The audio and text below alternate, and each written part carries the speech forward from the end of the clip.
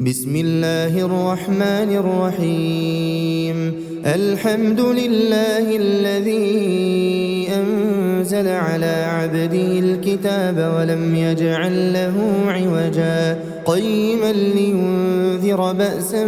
شديدا من لدنه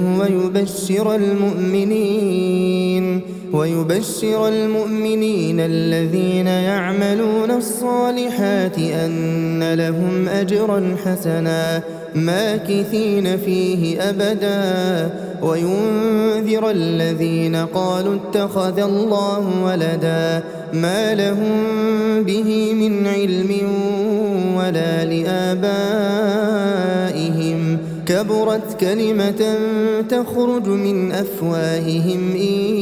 يقولون إلا كذبا فلعلك باخع نفسك على آثارهم إن لم يؤمنوا بهذا الحديث أسفا إنا جعلنا ما على الأرض زينة لها لنبلوهم أيهم أحسن عملا وإنا لجاعلون ما عليها صعيدا جرزا أم حسبت أن أصحاب الكهف والرقيم كانوا من آياتنا عجبا إذ أوى الفتية إلى الكهف فقالوا ربنا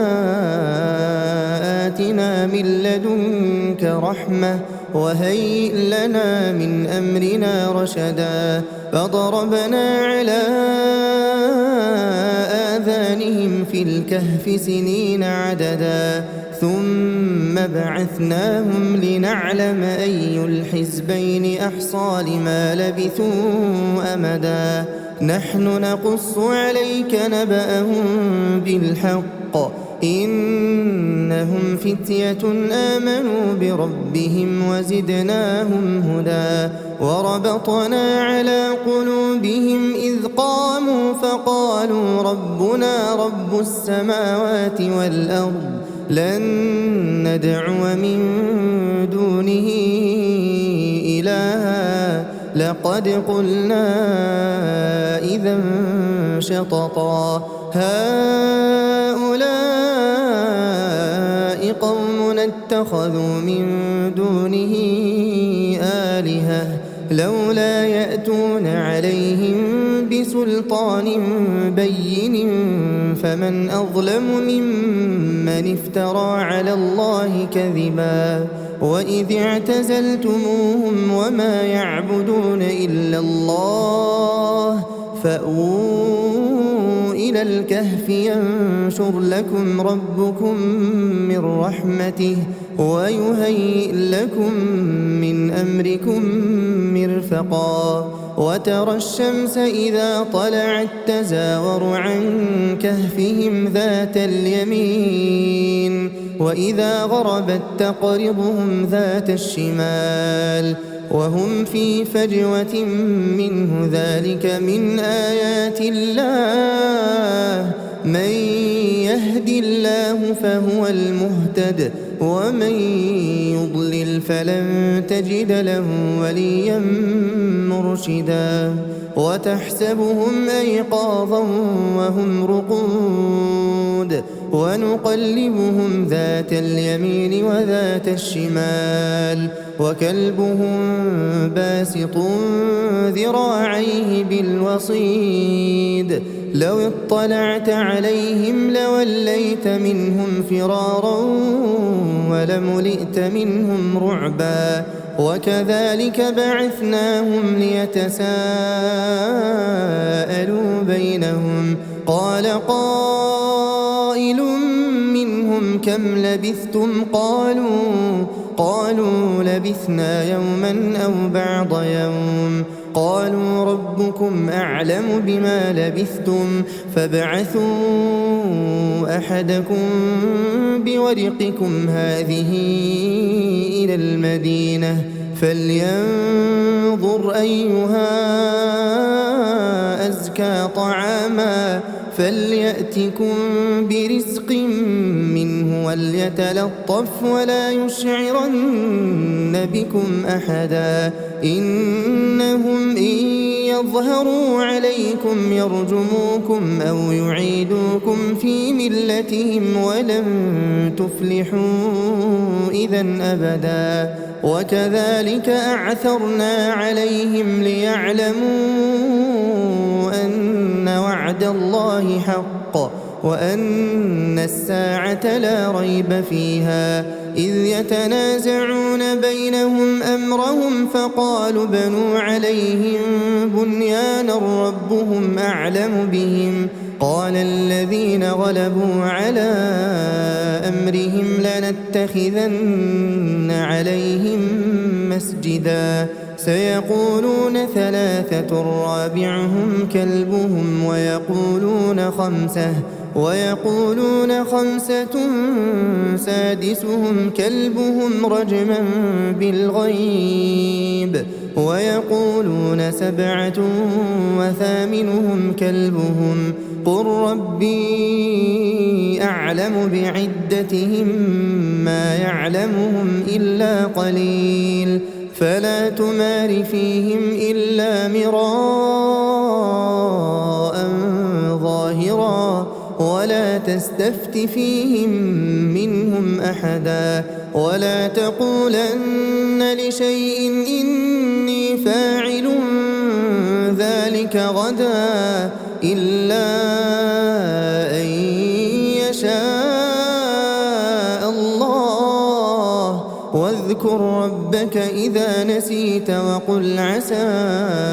أن يهديني ربي لأقرب من هذا رشدا ولبثوا في كهفهم 300 سنين وازدادوا 9 قل الله أعلم بما لبثوا له غيب السماوات والأرض أبصر به وأسمع ما لهم من دونه من ولي ولا يشرك في حكمه أحدا واتل ما أوحي إليك من كتاب ربك لا مبدل لكلماته ولن تجد من دونه ملتحدا واصبر نفسك مع الذين يدعون ربهم بالغداة والعشي يريدون وجهه ولا تعد عيناك عنهم تريد زينة الحياة الدنيا ولا تطع من أغفلنا قلبه عن ذكرنا واتبع هواه وكان أمره فرطا وقل الحق من ربكم فمن شاء فليؤمن ومن شاء فليكفر إنا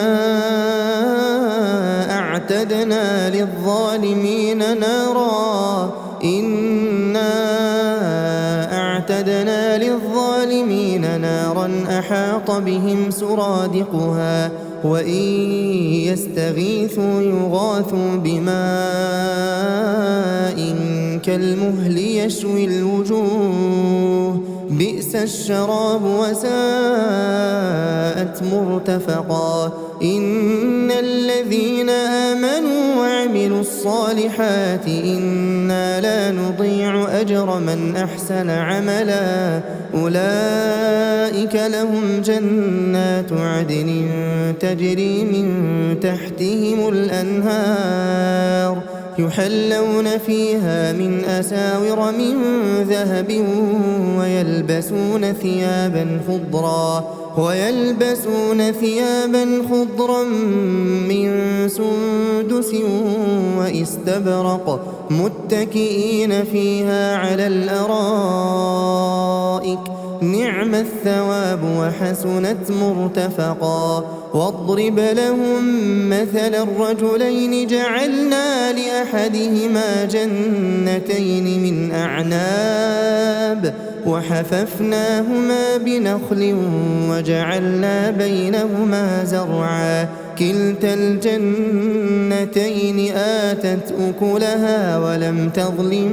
منه شيئا وفجرنا خلالهما نهرا وكان له ثمر فقال لصاحبه وهو يحاوره أنا أكثر منك مالا وأعز نفرا ودخل جنته وهو ظالم لنفسه قال ما أظن أن تبيد هذه أبدا وما أظن الساعة قائمة ولئن رددت إلى ربي لأجدن خيرا منها منقلبا قال له صاحبه وهو يحاوره أكفرت بالذي خلقك من تراب ثم من نطفة ثم سواك رجلا لكن هو الله ربي ولا أشرك بربي أحدا ولولا إذ دخلت جنتك قلت ما شاء الله لا قوة إلا بالله إن ترني أنا أقل منك مالا وولدا فعسى ربي أن يؤتيني خيرا من جنتك ويرسل عليها حسبانا من السماء فتصبح صعيدا زلقا أو يصبح ماؤها غورا فلن تستطيع له طلبا وأحيط بثمره فأصبح يقلب كفيه على ما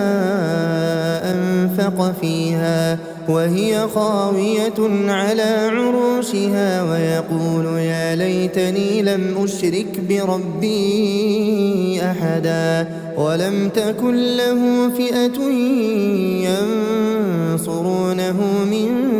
دون الله وما كان منتصرا هنالك الولاية لله الحق هو خير ثوابا وخير عقبا واضرب لهم مثل الحياة الدنيا كماء إن أنزلناه من السماء فاختلط به نبات الأرض فأصبح هشيما تذروه الرياح وكان الله على كل شيء مقتدرا المال والبنون زينة الحياة الدنيا والباقيات الصالحات خير عند ربك ثوابا وخير أملا ويوم نسير الجبال وترى الأرض بارزة وحشرناهم فلم نغادر منهم أحدا وعرضوا على ربك صفا لقد جئتمونا كما خلقناكم أول مرة بل زعمتم أن لن نجعل لكم موعدا ووضع الكتاب فترى المجرمين مشفقين مما فيه ويقولون يا ويلتنا ما لهذا الكتاب لا يغادر صغيرة ولا كبيرة إلا أحصاها ووجدوا ما عملوا حاضرا ولا يظلم ربك أحدا وإذ قلنا للملائكة اسجدوا لآدم فسجدوا إلا إبليس كان من الجن ففسق عن أمر ربه أفتتخذونه وذريته أولياء من دوني لكم عدو بئس للظالمين بدلا ما أشهدتهم خلق السماوات والأرض ولا خلق أنفسهم وما كنت متخذ المضلين عضدا ويوم يقول نادوا شركائي الذين زعمتم فدعوهم فلم يستجيبوا لهم وجعلنا بينهم موبقا ورأى المجرمون النار فظنوا أنهم مواقعوها ولم يجدوا عنها مصرفا ولقد صرفنا في هذا القرآن للناس من كل مثل وكان الإنسان أكثر شيء جدلا وما منع الناس أن يؤمنوا إذ جاءهم الهدى ويستغفروا ربهم إلا أن تأتيهم سنة الأولين أو يأتيهم العذاب قبلا وما نرسل المرسلين إلا مبشرين ومنذرين ويجادل الذين كفروا بالباطل ليدحضوا به الحق واتخذوا آياتي وما أنذروا هزوا ومن أظلم ممن ذكر بآيات ربه فأعرض عنها ونسي ما قدمت يداه إنا جعلنا على قلوبهم أكنة أن يفقهوه وفي آذانهم وقرا وإن تدعهم إلى الهدى فلن يهتدوا إذا أبدا وربك الغفور ذو الرحمة لو يؤاخذهم بما كسبوا لعجل لهم العذاب بل لهم موعد لن يجدوا من دونه موئلا وتلك القرى أهلكناهم لما ظلموا وجعلنا لمهلكهم موعدا وإذ قال موسى لفتاه لا أبرح حتى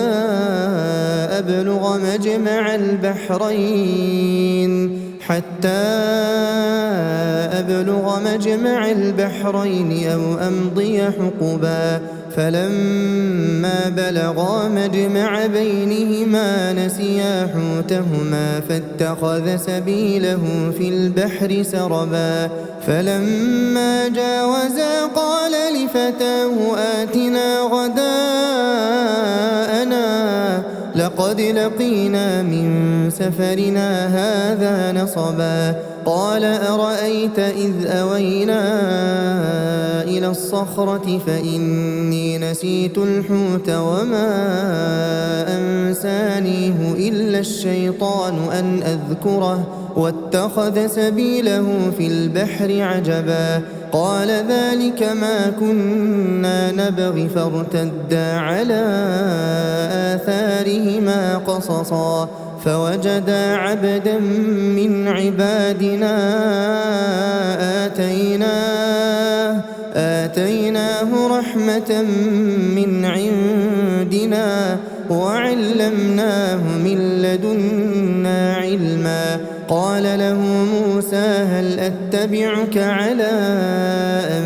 تعلمني مما علمت رشدا قال إنك لن تستطيع معي صبرا وكيف تصبر على ما لم تحط به خبرا قال ستجدني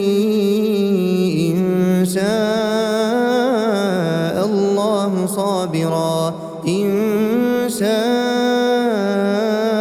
الله صابرا ولا أعصي لك أمرا قال فإن اتبعتني فلا تسألني عن شيء حتى أحدث لك منه ذكرا. فانطلقا حتى إذا ركبا في السفينة خرقها قال أخرقتها لتغرق أهلها لقد جئت شيئا إمرا. قال ألم أقل إنك لن تستطيع معي صبرا. قال لا تؤاخذني بما نسيت ولا ترهقني من أمري عسرا. فانطلقا حتى إذا لقيا غلاما فقتله قال أقتلت نفسا زكية بغير نفس لقد جئت شيئا نكرا. قال ألم أقل لك إنك لن تستطيع معي صبرا. قال إن سألتك عن شيء بعدها فلا تصاحبني قد بلغت من لدني عذرا. فانطلقا حتى إذا أتيا أهل قرية استطعما أهلها فأبوا أن يضيفوهما فوجدا فيها جدارا يريد أن ينقض فأقامه. قال لو شئت لاتخذت عليه أجرا. قال هذا فراق بيني وبينك سأنبئك بتأويل ما لم تستطع عليه صبرا. أما السفينة فكانت لمساكين يعملون في البحر فأردت أن أعيبها وكان وراءهم ملك يأخذ كل سفينة غصبا. وأما الغلام فكان أبواه مؤمنين فخشينا أن يرهقهما طغيانا وكفرا فأردنا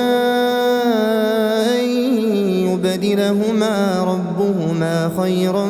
منه زكاة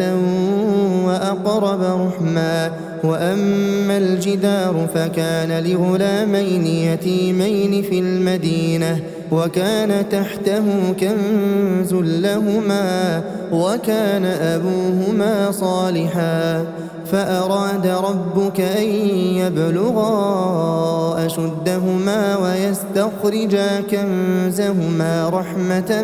من ربك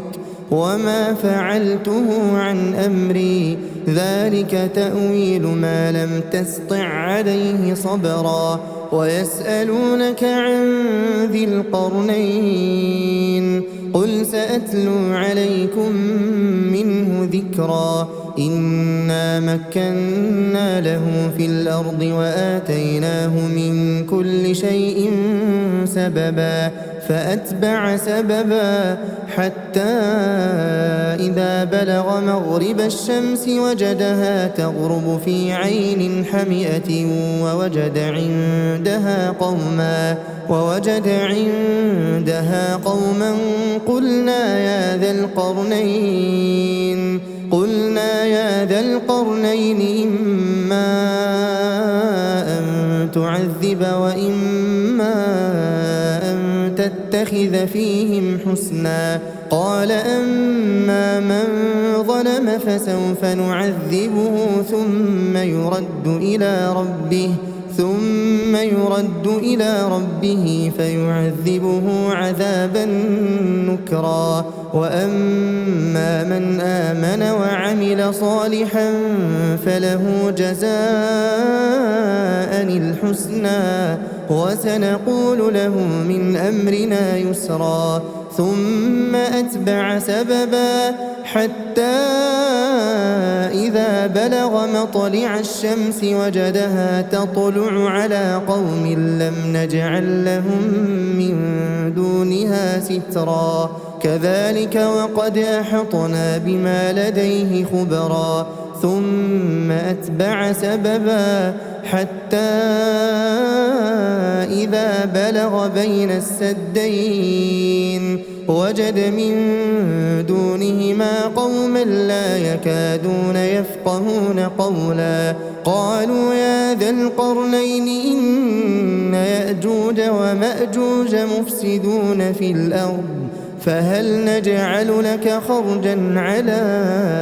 أن تجعل بيننا وبينهم سدا قال ما مكني فيه ربي خير فأعينوني بقوة أجعل بينكم وبينهم ردما آتوني زبر الحديد حتى إذا ساوى بين الصدفين قال انفخوا حتى إذا جعله نارا قال آتوني أفرغ عليه قطرا فما استطاعوا أن يظهروه وما استطاعوا له نقبا قال هذا رحمة من ربي فإذا جاء وعد ربي جعله دكاء وكان وعد ربي حقا وتركنا بعضهم يومئذ يموج في بعض ونفخ في الصور فجمعناهم جمعا وعرضنا جهنم يومئذ للكافرين عرضا الذين كانت أعينهم في غطاء عن ذكري وكانوا لا يستطيعون سمعا أفحسب الذين كفروا أن يتخذوا عبادي من دوني أولياء إنا أعتدنا جهنم للكافرين نزلا قل هل ننبئكم بالأخسرين أعمالا الذين ضل سعيهم في الحياة الدنيا وهم يحسبون أنهم يحسنون صنعا أولئك الذين كفروا بآيات ربهم ولقائه فحبطت أعمالهم فلا نقيم لهم يوم القيامة وزنا ذلك جزاؤهم جهنم بما كفروا واتخذوا آياتي ورسلي هزوا إن الذين آمنوا وعملوا الصالحات كانت لهم جنات الفردوس نزلا خالدين فيها لا يبغون عنها حولا قل لو كان البحر مدادا لكلمات ربي لنفد البحر قبل أن تنفد كلمات ربي ولو جئنا بمثله مددا قل إنما أنا بشر مثلكم يوحى إلي أنما إلهكم إله واحد فمن كان يرجو لقاء ربه فليعمل عملا